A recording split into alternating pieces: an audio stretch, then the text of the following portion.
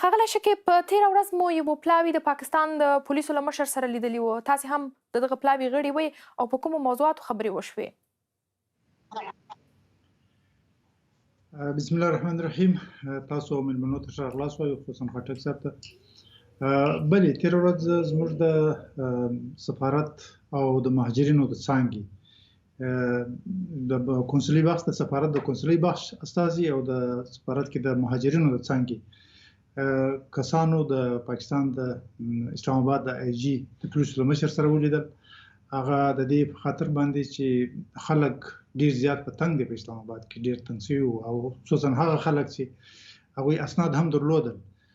ډیر شکایت راتل سفارت او دا د پولیسو څخه ډیر شکایتونه کول. په دې خاطر هغه اپلاوی لاړی چې دوی سره وویني چې دا خلک باید ونه ځورول شي. که چېرته ستاسو هغه کوم اعلان چې کړی دی چې د ناقانونه خلکو د نیولو ده، نو دا نور خلک ولې ځورېږي؟ ډیر خلک دي، زیاتره خلک چې په 1000 نفرو کې تر 1500 زیات کسان اسناد لرونکي وي، هغه هم ځورېږي. ښځې، ماشومان، زنانه کورو ته ورځي، خلک تلاشي کېږي. په دې خاطر باندې دغه کنسرن، دغه کوم مشکل چې و، دغه پریشاني چې و، دا ورسره شریکه شوه. هغوی ژمنه وکړه چې نه به آینده دا ښځې او ماشومان نه نیول کېږي او هم به موږ کوشش کوو چې اسناد لرونکي به نه نیول کېږي. ښاغلی شکیب، دغه ډاډ خو تل پاکستان حکومت هر ځل چې نیول کېږي، هلته افغانان نیول کېږي، بیا تاسې خپل شکایت ورته کوئ. تېرو حکومتونو هم همداسې کول او دوی به ژمنه کوله چې نه، بیا به وروسته له دې موږ هڅه کوو چې دغسې یو کار ونه سي. هغه ښکاره دریځ د دوی څه دی چې دوی تاسې فکر کوئ چې د افغانو کډوالو پر وړاندې کولن د پاکستان ذهنیت تغییر کړی ده؟ دوی نور هغه افغانان چې راجستر نه دي یا په ټوله کې افغانان په پاکستان کې نه غواړي؟ دا خو پاکستان پورې اړه لري، د پاکستان په حکومت پورې چې دوی دغه اعلان کړی ده. چونکې دا یک طرفه فیصله ده د پاکستان حکومت، نه په دې کې یونیسار او نه نړیوالې ادارې نورې خبرې دي، نه افغانستان له حکومت سره دا شریکه شوې ده. د دوی خپله یو شخصي فیصله ده. نو په دې موږ څه نشو ویلی چې هغه دوی څه غواړي له دې څخه، اهداف څه دي. البته دغه فیصلې د افغانانو دپاره چې خصوصا دلته اوسېږي، مهاجرین دي او کاروبارونه لري او له کلونو دلته اوسېږي، ډېر زیات مشکلات ایجاد کړي دي. لږ تر لږه په خلکو کې ویره او احساس مایوسي او دغه رامنځته کړی د خلک ډېر په تشویش کې دي، هر ځای چې ځي.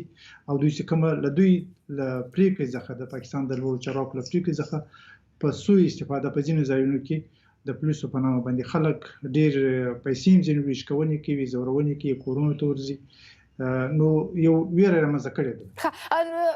دغه تاسې یادونه وکړه چې دغه ناسته خو پرون ستاسې د قونسلګرۍ برخې کارکوونکو او د کډوالو برخې کارکوونکو په اسلام آباد کې له چارواکو سره کتلي، د پولیسو له مشر سره کتلي. د ټول پاکستان لپاره تاسې داسې کوم ګام اخیستی دی چې هلته د افغان کډوالو نه ځورول شي او هغه چې اسناد لري ونه نیول شي؟ بلې، نن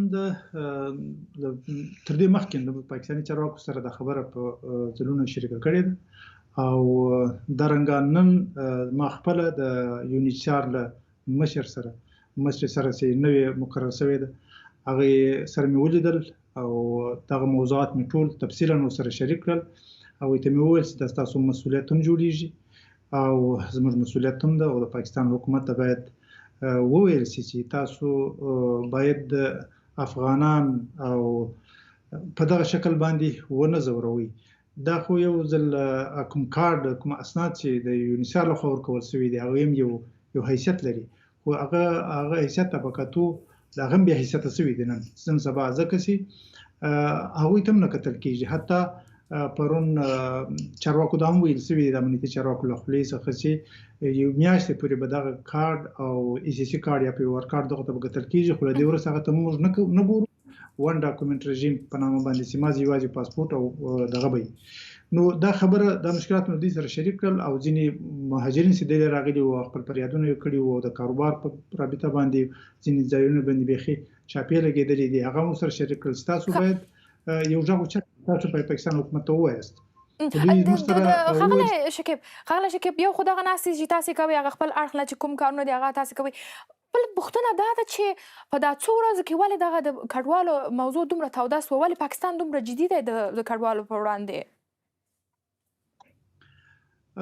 زه همیشه مې دا ویلي دي چې په کار نه ده چې د افغان مهاجرینو څخه او یا د افغانستان او پاکستان ترمنځ د ولسونو ترمنځ د تجارت او کاروبار او د خلکو د تګ راتګ دغه دی له سیاسي او امنیتي مسایلو سره وتړل شي. باید دا سره جدا وي ځکه دا د مهاجرینو مسله یو بشري مسله ده او دا د دوه ولسونو ترمنځ له کلونو راهیسې یو ښه د وصل نقطه ده، رشته ده. دغه په یو شکل باندې استعمالول د ابزار په توګه باندې زه فکر کوم چې ډېر ښه نتیجه نه لري، نه به د پاکستان لپاره ښه نه به د افغانستان لپاره. دا کوم ضرب العجل چې پاکستان ټاکلی ده د اکتوبر تر پایه ویلي دي چې کډوال د غیر راجستر کډوال د له پاکستانه ووځي. ستاسو په نظر دا څومره جدي ده؟ دوی به په خپلې پرېکړې باندې ولاړ دي که بیا به هم په له سره پرې غور کوي؟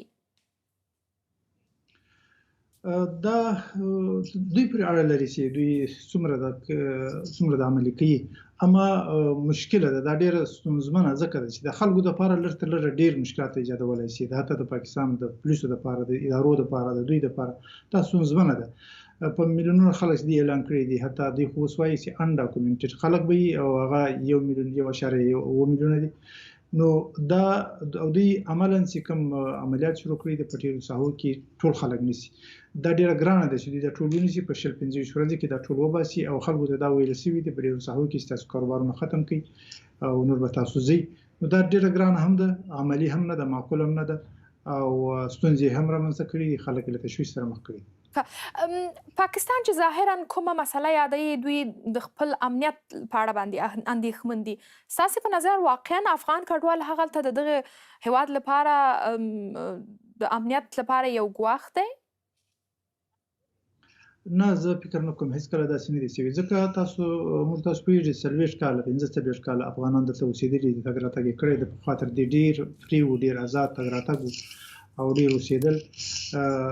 په دغه ټوله موده کې هیڅکله داسې نه دي پېښ شوي چې افغانان دي دلته په جرایمو کې ملوث وي. افراد که چېرته یو شخص یو کار کړی هغه په هر ځای کې پېښېږي، هغو ته باید هر وخت سزا ورکولی شي، مګر افغانان په مجموع کې هیڅکله د پاکستان په سیاسي مسایلو یا د کورني مسایلو کې یا په امنیتي مسایلو کې هیڅکله ښکېل شوي نه دي. حتی په پاکستان کې د هغوی په اقتصاد په برخه کې په هره برخه کې ډېر کار کړی ده چې هر ځای مزدوري کړې ده، کې کور جوړ کړی ده، کې ځای جوړ کړی ده، کې په سرمایه گذاري کړې ده، د پاکستان په اقتصاد کې ونډه اخیستې ده، ډېره مرسته یې کړې ده او اوس د خلکو ترمنځ د ولسونو ترمنځ واقعا رشته ډېره قوي ده. زه اوس هم فکر کوم چې د پاکستان ولس او افغانستان ولس ډېر سره نږدې دي، هیڅکله د دې ترمنځ دغه ډول پرېکړې توپیر نشي راوستلی، تفریق نشي راوستلی هیڅکله. ښاغلی شکیب، تاسې وایي چې هغه اداره ده وایي چې طالبان د پاکستان حکومت وایي چې دوی په نامنۍ کې لاس لري، خو دوی په دا خپل وروستي ریپورټ کې دا نن چې یو ریپورټ خپور شوی ویلي دي چې په پاکستان کې چې 40 پېښې شوي دي، په 14 کې چې بریدونو کې افغانان لاس لري، افغانانو ترسره کړي دي. ډېر ځله داسې پېښ شوي دي، په افغانستان کې هم پېښ شوي دي، د داعش په نامه باندې حملې شوي دي، په هغه کې هم ځینې پاکستاني افراد ملوث دي، هغوی موږ نیولي دي، ثابت شوي هم دي. خو موږ دا نه دي ویلي چې دا پاکستان حکومت کړي دي، د پاکستان کړي دي، د پاکستان ولس کړي دي، خلکو کړي دي او دا د اشخاصو یو عمل دی، شخصي عمل دی. دا د دې معنا دا نه ده چې تاسو به د دغه په وجه باندې په میلیونونو خلک ځوروئ او هغوی ته به ضرب العجل ټاکئ، په 10 ورځې، په 20 ورځې، په 15 ورځې کې به تاسو په ټول ځئ، ښځې او ماشومان به ځورېږي او په داسې موسم کې چې هغه یخ هم را روان ده او یو ډېر منفي تاثر یې پیدا کړی دی. ښاغلی شکیب، ستاسې له بیا واکمنۍ راوروسته پاکستان د خپل امنیت په اړه ظاهرا ډېر اندېښمن شوی. کومې ژمنې یا ډاډ چې تاسې ورکوئ، دغسې پلاوي راغلل ولاړل، خبرې وشوې، تاسې هم هغلته هستې، له نږدې نه خبرې کوئ ورسره، ولې پاکستان باور نه لري په دغو ژمنو او په دغه ډاډ چې تاسې ورته ورکوئ؟ ګورئ، د پاکستان کې امنیتي پیښې د اوسنۍ خبره نه ده. د TTP مسله له 20 کالو څخه یا لږ تر لږه 15-16 کالو څخه راهیسې شروع ده او دغه رقم ته د بلوچانو یا د نورو چې کومې دا پیښې له پخوا څخه هم شته، له ډېره وخته راهیسې. دا یوازې د طالبانو راتګ، د اسلامي امارت راتګ سره نه دي پیښ شوي او موږ پالیسي هم دا د واضح مو ویلي دي چې هیڅکله موږ چاته اجازه نه ورکوو زموږ له خاورې څخه د بل چا پر ضد دې زموږ خاوره وکارول شي او دې ته بیا هم متحد یو، ژمن یو که چېرته پاکستان بل ګاونډي هېوادونو ټولو ته اطمینان ورکړی ده او په دې خبر باندې مشکل ولاړو هیڅ څوک داسې نه دی پېښ شوی چې زموږ له هیواد کې دي اوسېدلي وي له وسلو سره او هغه د راغلي بیا د بل هیواد ته تللي په بل هیواد یې حمله کړې هیڅ کله داسې نه دی پېښ شوی. نو ستاسې له واکمنۍ راوروسته ولې دغه مسله ډېره جدي نیول شوې؟ که تاسې وایئ چې وخت پخوا هم دغه وضعیت و، د ټي ټي پي مشکل و په افغانستان کې ستونزه و، پاکستان مشکل درلوده او په تیره دغه نوی لومړی وزیر چې راغلی دی د ده دریځ بیخي متفاوت دی د کډوالو په وړاندې، حتی په نړیوالو دریځونو کې له دې شکایت لري چې افغانستان خاوره د پاکستان لپاره ګواښ دی، حتی سیمې ته یې ویل چې ستاسې لپاره ګواښ دی. متاسفانه دا ډول خبرې چې په میډیا کېږي یا په نړیوالو سټیجونو باندې کېږي دا ګټه نه رسوي، حالات نور هم ترنګلي کولی شي. اما زموږ د حکومت موقف دا ده چې موږ کله هم له ګاونډیانو سره نه د هغوی په امورو کې مداخله کوو، نه چاته اجازه ورکوو زموږ په امورو کې مداخله وکړي او نه د چا په خلاف باندې تبلیغات او پروپاګند کوو. دغه مو موقف ده او له نورو څخه هم داسې توقع لرو نه باید چې دغسې مسائل د سیاسي توغو سره وتړل شي. د مهاجرینو یا د نور شکایات په نړیوالو سټیجونو باندې دا رقم مسایل باید له خبرو له نږدې له ناستې ولاړې سره مذاکراتو لارې حل کېدلی شي پر ځای دې چې موږ پر میډیا خبرې کوو. ستاسې په نظر ښاغلی شکیب ډېر تحلیلونه او څېړنې دا دي چې دوی وایي چې پاکستان حکومت دغه ډول یو ډول فشار راوړي په کډوالو باندې او دوی چې ځینو مرستو ضرورت لري بیا دغسې یو ډول اقدام کوي او هغه فشار په کډوالو باندې راوړي. تاسې هم همداسې فکر کوئ چې دا امنیتي اړخ یې یوه بهانه دی د دغسې مرستو راټولولو لپاره؟ زه په دې اړه باندې پاکستان حکومت ښه جواب ویلی شي، خو زموږ توقع دا ده چې نه باید داسې وشي ځکه د خلکو ځورول او هغه ډېر بد عواقب لرلی شي او مناسب نه ده. یعنې دا یو بشري مسله ده. دا باید د نورو اهدافو دپاره لکه تاسې ورته اشاره وکړه یا د نورو سیاسي اهدافو دپاره باید ونه کارول شي. اما په دې اړه پاکستان حکومت ښه جواب ویلی شي. ښاغلی شکیب یو مسله دا ده چې پاکستان خو اوس دغه دریځ خپل کړی ده او وروستی نومبر تاریخ د نومبر د اکتوبر وروستی تاریخ ټاکلی چې کډوال باید ووځي. که چیرې دغه لړۍ شروع کېږي چې دا اوس مهال هم مهال روانه ده، ستاسې حکومت دا پرون اعلان وکړ چې تقریبا 100,000 کسان له پاکستان نه بیرته ورغلي دي هېواد ته وروسته له دې چې دغه اعلان شوی او د دوی ویره وه چې نیول کېږي. ستاسې اقدامات به څه وي؟ د دغومره ډېرو کډوالو د جذب لپاره زمینه شته په افغانستان کې چې ستاسې حکومت ورته تیاری لري؟ طبعا ډېر غټ مشکل دی. موږ دا ځکه وایو چې په داسې لنډ وخت کې په مختصر او داسې ناڅاپي فیصله د هغې نتایج ډېر بشري ناورین رامنځته کوي. ډېرې ستونزې دي په افغانستان کې چې نور نه یې نور هېڅ نه یې. دا یخني موسم را روان ده، ژمی دلته واورېږي، کومو سیمو ته چې خپل کلیو ته خلک ځي هم ژوند دلته نشي برابرولی. نو داسې فیصله باید ونه شي. البته که چېرته څوک ځي افغانستان کې په خپله خوښه چې ځي هغه ته زموږ حکومت تیار هم ده او هرکلی ورته وایي. که څوک افغانستان کې اوس امن ده د پانګونې دپاره او د خپل ژوند دپاره د هر څه دپاره سهولیات شته، افغانان باید په خپله خوښه باندې موږ هم دا خوښه ده چې په هر هیواد په نورو هیوادونو کې دي په خپله خوښه راتللی شي. خو که جبري ورلېږل کېږي، جبري دا کسان چې دوی وایي موږ په جبري که په یو میاشت کې راټول نه کړي خپلې سرمایې او خپلې پانګونې نو دوی وایي چې موږ په جبري لیږو. طبعا افغانستان د دوی خپل کور ده، که چېرته مجبوره شي او راځي دا به له دوی سره ظلم کېږي، په ظلم راایستل کېږي. نو افغانستان دې ته تیار دی چې دوی ته بار لکه په خپل کور کې افغانان خپل کور کې هم ځای ورکوي، لکه د دوی ودانۍ نه وي کور نه وي بل افغان په خپل کور کې ځای ورکوي. دې کې هېڅ شک نشته. یو پوښتنه غواړم دا مطرح کړم چې تاسې مخکې د نیولو او د افغانانو د نیولو یادونه وکړله. اوس مهال د پاکستان په زندانونو کې څومره افغانان دي او وضعیت یې څه ډول ده؟ تر اوسه پورې په کراچي او اسلام آباد او شاوخوا سیمو کې ډېر کسان نیول شوي دي. دا د 2000 په شاوخوا کې چې تر 2 ورځو مخکې زه کوم شمېرې ماته رسېدلې وي شاید په نورو سیمو کې هم نیول شوي دي. اوس نن داسې د پنجاب خواته له اسلام آباد څخه لرې چکوال په سیمه ده، په هغه کې ماته خلک راغلي وو، هغوی راته وویل او هغه چې دلته پولیس راغلي وو سهار 5 بجې باندې دا ټوله ساحه کلا بند کړې ده او کور په کور تلاشي کېږي، ښځې او ماشومان ورسره دي، دلته ډېر کسان نیول هم دي. نو طبعا په نورو سیمو کې هم داسې شوي دي، کېدای شي ډېر کسان وي، خو زه دقیق معلومات نه لرم ځکه چې دا سلسله روانه ده.